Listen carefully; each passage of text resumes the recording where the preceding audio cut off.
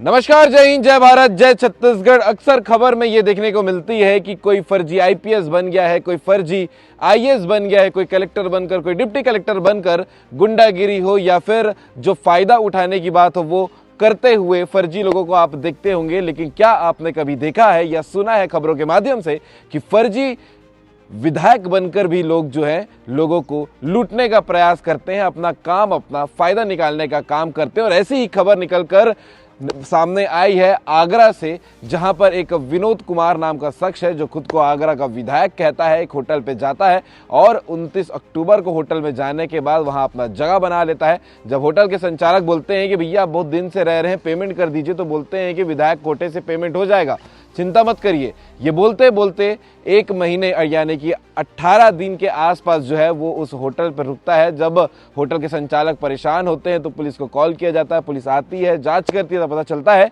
कि ये जो है फर्जी विधायक है विनोद कुमार, जो लोगों को बेवकूफ़ बनाकर अपना काम निकाल रहा था और आराम से घर वालों के साथ में बैठकर वहां पर मौज मस्ती काट रहा था। पुलिस ने उसे गिरफ्तार कर लिया है। और ऐसे मामले को लेकर आप क्या कहना चाहेंगे, कमेंट करके जरूर बताइएगा। जय हिंद, जय भारत, जय छत्तीसगढ़।